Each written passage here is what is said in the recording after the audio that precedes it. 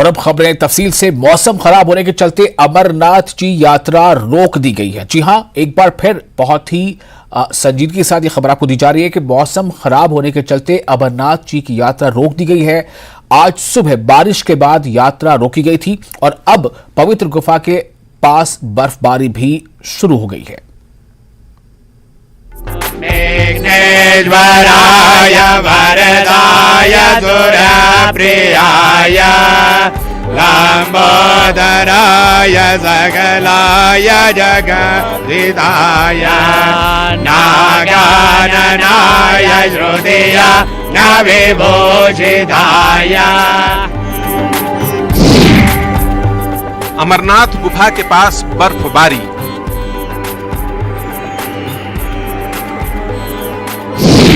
यात्रा मार्ग पर पसरा सन्नाटा।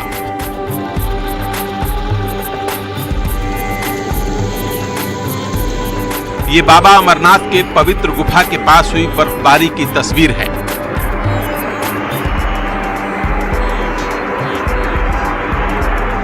सुबह में मौसम का मिजाज बारिश के आगाज के साथ बदला था और शाम होते होते गुफा और उसके आसपास भारी बर्फबारी होने लगी।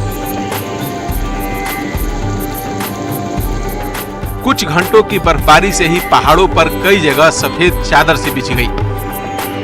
गुफा के पास का दृश्य और ज्यादा मनोहारी हो गया, लेकिन बारिश और बर्फबारी के चलते लोगों को टेंट और कैंप में शरण लेनी पड़ी, जिससे यात्रा मार्ग पर सन्नाटा सा पसर गया। हालांकि कुछ लोग इस मौसम में भी छतरी और बरसाती ओढ़े बाबा के दर्शन के लिए पवित्र गुफा तक जा पहुंचे, जो संध्या बेला की विशेष पूजा और आरती में शामिल हुए। वरदाय सुरप्रियाय लंबोदराय सकलाय जगदिताय। शुक्रवार सुबह से ही पवित्र गुफा के साथ ही पहलगाम और बालटाल तक बारिश शुरू हो चुकी थी, जिससे सुबह में दोनों बेस कैंप से निकले 7वें जत्थे के यात्रियों को वापस बेस कैंप पहुंचा दिया गया, जहां सब मौसम ठीक होने का इंतजार कर रहे हैं। Mudassir Qadri, news 18 JKLH।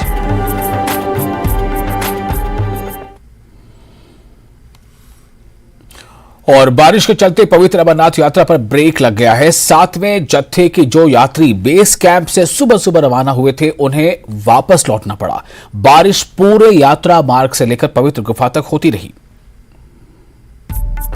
विघ्नेश्वराय वरदाय सुरप्रियाय लंबोदराय सकलाय जगदिताय नागाननाय श्रुतिय न विभूषिताय।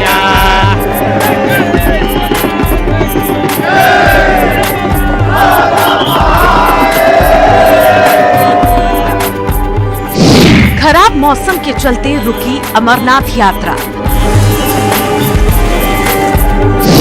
7वें जत्थे की यात्रा पर बारिश ने फेरा पानी। पवित्र गुफा के पास भी हो रही है बारिश।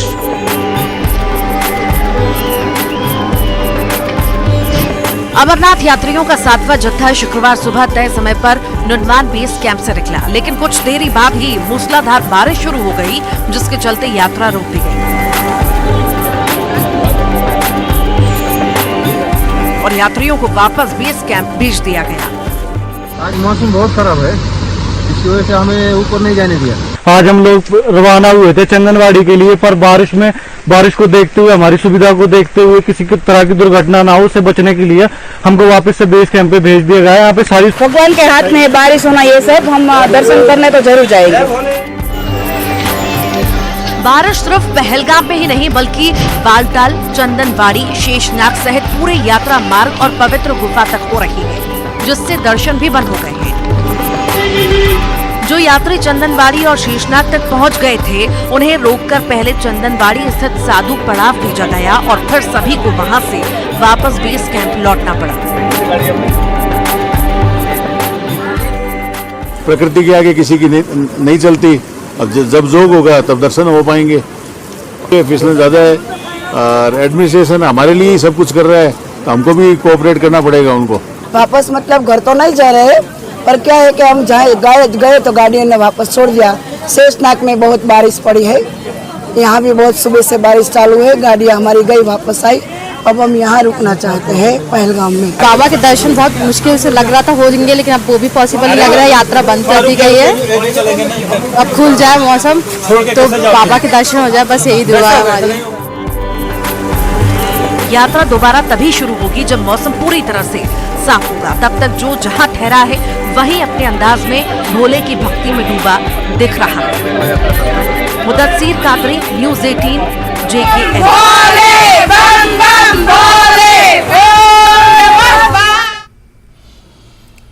और जल शक्ति विभाग की मदद से जिला प्रशासन उधमपुर ने उधमपुर में आम जनता के बीच एकता को प्रेरित करने के स्वतंत्रता दिवस से पहले एक अनूठी पहल शुरू की है। क्या है वो अनूठी पहल, ये रिपोर्ट देखिए।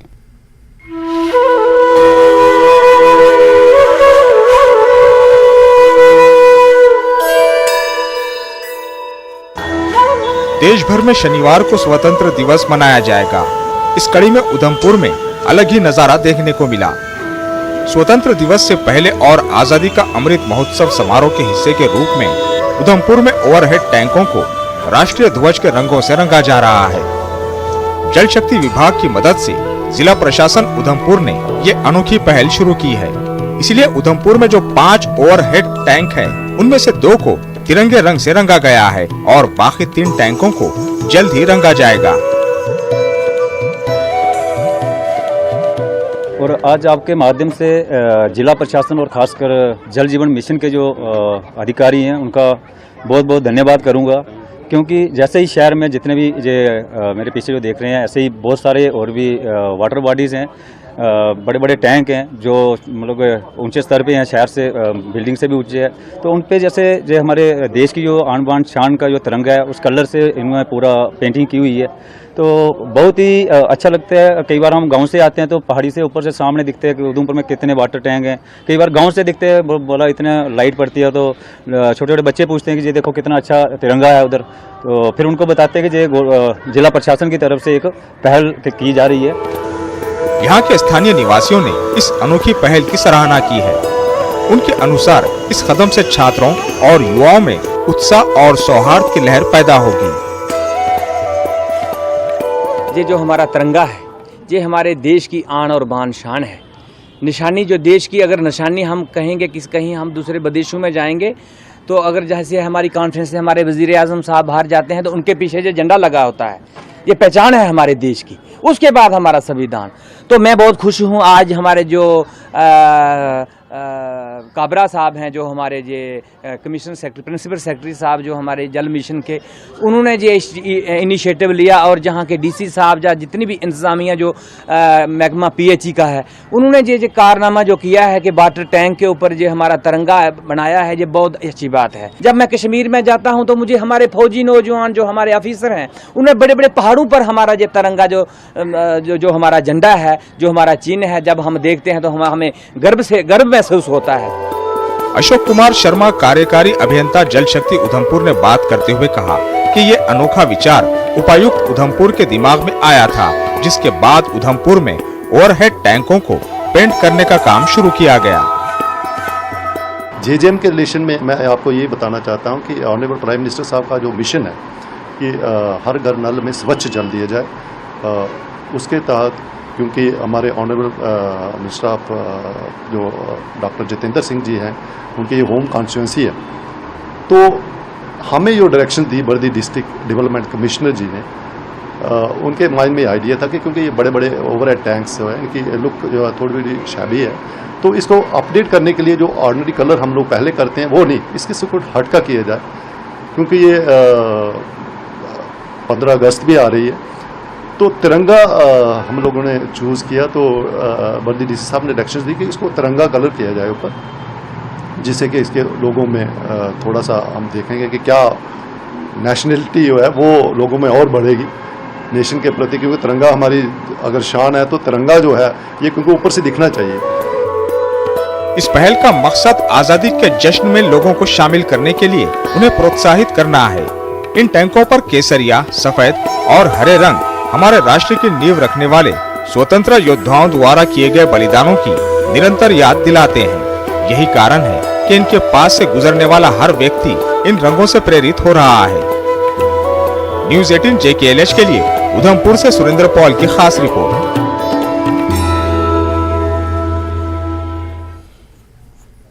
और फिलहाल एक छोटा सा ब्रेक लेते हैं, जल्द हाजिर होंगे।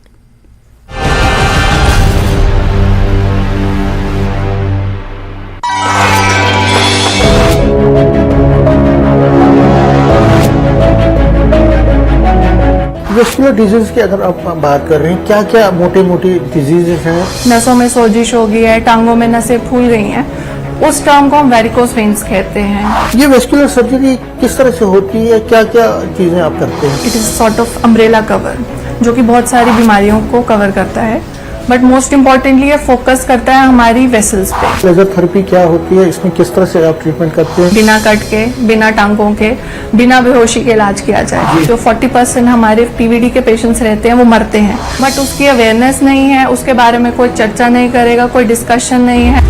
देखिए सेहत आपकी, रविवार दोपहर 1:26 पर सिर्फ न्यूज़ 18 जम्मू कश्मीर लद्दाख हिमाचल पर।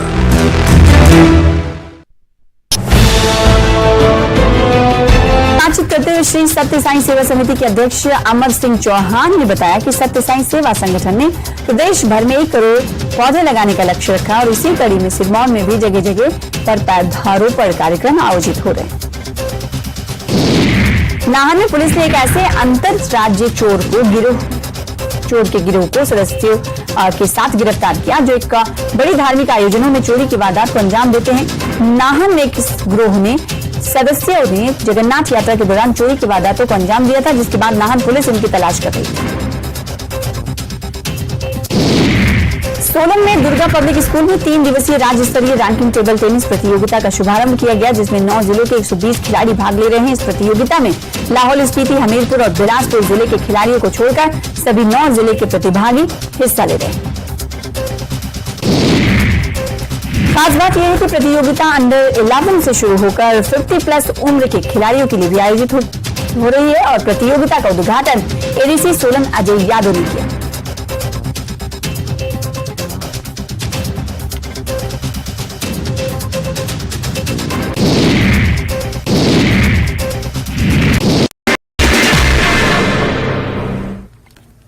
आदाब, नमस्कार। आप देख रहे हैं धार भी रफ्तार भी। मैं हूं आपके साथ सना वारिस। देश और दुनिया की तमाम खबरों को जानेंगे तेज रफ्तार अंदाज में। इसकी शुरुआत जम्मू कश्मीर की अहम खबरों के साथ। जम्मू कश्मीर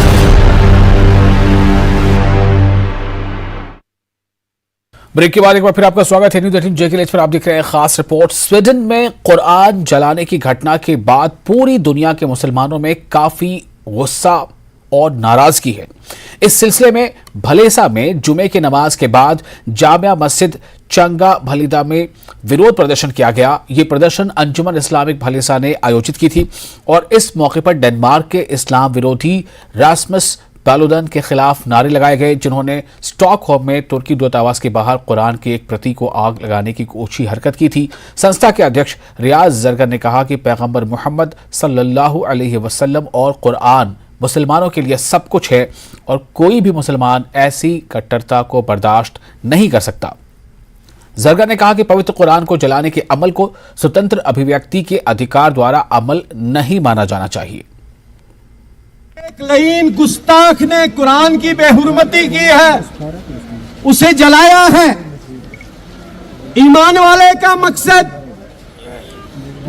अल्लाह के कुरान और रसूल पे फौत हो जाता है।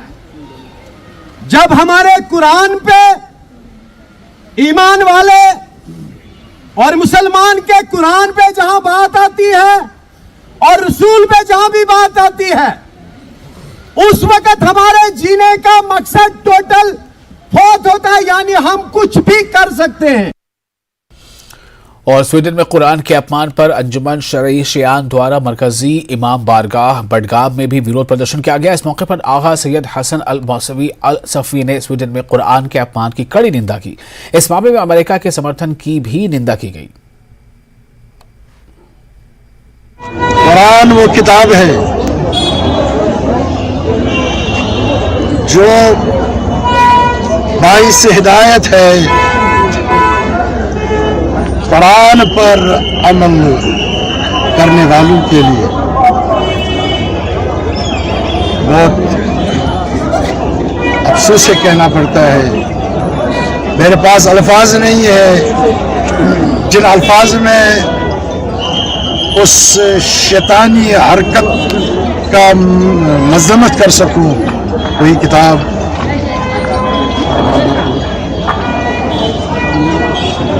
आतिशसूजी बेहरमती की गई। फिर से इस सिलसिले में आज हम जुमा के इख्तिताम पर जमा हुए हैं। आलमी सतह पर, आलमी इस्लाम के सतह पर पुश तेज होनी चाहिए, जिससे इस शैतानी सिफत, दरिंदा सिफत इंसान को करारे वाकई सजा मिल सके। और मेंढर सब डिवीजन के सलवा क्षेत्र के निवासियों ने दर्जनों गांवों को जोड़ने वाली सलवा बुनाला सड़क पर ध्यान न देने पर प्रशासन और संबंधित विभाग के खिलाफ मोर्चा खोल दिया है। लोगों ने प्रदर्शन करते हुए सड़क की मरम्मत और ब्लैक टॉपिंग की मांग की है। स्थानीय लोगों ने बताया कि इस सड़क से रोजाना सैकड़ों लोग आते जाते हैं और फिलहाल इसकी हालत खराब है। यहाँ के कई लोगों का इल्जाम है कि संबंधित विभाग के अधिकारी सड़क की मरम्मत के लिए कोई टेंडर आमंत्रित नहीं कर रहे हैं। ना तारकोल डाला है, मुंह काला किया है, ना ही ठेकेदार ने पत्थर से ही डाले हैं, ना ही इसका सर्वर ठीक है, ना ही टेढ़ मेढ़ है। और बनाने वाले ने ऐसे ही बनाकर, ऐसे ही रिकॉर्ड बनाकर पैसे निकाले हैं। अब मेरी गवर्नमेंट से अपील है कि मैंने ये रोड के लिए बहुत की ज़मीन, इसको इंक्वायरी होनी चाहिए, कितना पैसा खर्च हुआ इसमें, कितना पैसा लगा है और कितना बकाया है। ठेकेदारों की ये हालत है कि 4 महीने पहले इसमें तारकोल डाला गया और इसकी पक्की बनाई गई, तो आज 4 महीने के बाद ये पूरी उखड़ी है। यहाँ मजदूर लगा के बेलचे से उठाई जा सके बजरी और ये सीमेंट वगैरह। क्या यही हालत हो रही अगर इन ठेकेदारों की, तो आगे आने वाली नस्लें क्या करेंगे। ये रोड की हालत है, ठेकेदारों ने इस पर रंग घोल के डाला हुआ है तारकोल की बजाय। रंबिया पड़ी है, लाद बीच गड्डियां फंसी हैं, उधर मिट्टी चाने इधर चाने, रोड भी तबाह है, जमीन दी है इतों मेरी पारों भी उसकी अगे भी, तो इस तो ये बेचारे गरीबों लोग ही हो जाए जानियन गड्डियां भज रही हैं, घूट रही हैं। उन्हें ये गल आखो जी इस रोड की ठीक करके सुटो और सारी जड़ी से लगे रहने इसे ला दी। बांडीपुरा के उपायुक्त डॉक्टर ओवैस अहमद ने यात्रा ट्रांजिट कैंप शादीपुरा का दौरा किया। साथ ही इस समय जारी अमरनाथ जी यात्रा के लिए सुविधाओं का जायजा लिया। इस मौके पर डीसी ने लंगर सुविधा, आवास, स्वच्छता, जलापूर्ति, बिजली, चिकित्सा सुविधाओं और अन्य आवश्यक चीजों का निरीक्षण किया। उन्होंने कहा कि प्रशासन ने SNJY 2023 यानी संजय 2023 के सुचारू संचालन के लिए सभी आवश्यक व्यवस्थाएं कर ली हैं। ये यात्री जो यहाँ पे रुक रहे हैं श्री अमरनाथ जी यात्रा के, वो आप देख सकते हैं कि बहुत ही अच्छे अरेंजमेंट्स यहाँ पे हैं और हमें ये एंटिसिपेटेड था। पिछले साल का भी एक्सपीरियंस है कि बीच में मौसम भी ख़राब होता है, बारिशें भी होती हैं, तो उसी हिसाब से यहाँ पे अरेंजमेंट्स किए गए। आज हमने देखा है कुछ एक जो और शॉर्टकमिंग्स थी उनको भी हमने पूरा किया है और आप देख सकते हैं कि इस बार जो पूरा कैंप है उसको इसी तरह से रिवैम्प किया गया था उसकी। और अब आपको मिलवाते हैं लद्दाख के फ्यांग गांव से ताल्लुक रखने वाले रिंचेन आंगचुक से। इन्होंने इंजीनियरिंग की पढ़ाई की है। स्टडी के बाद 10 साल विदेश में नौकरी भी की, लेकिन अब ये अपने पैतृक गांव लौटे हैं और मशरूम की खेती कर रहे हैं। इस रिपोर्ट में देखिए कि इनकी दिलचस्पी क्या रही और इनकी दिलचस्प कहानी कैसी है।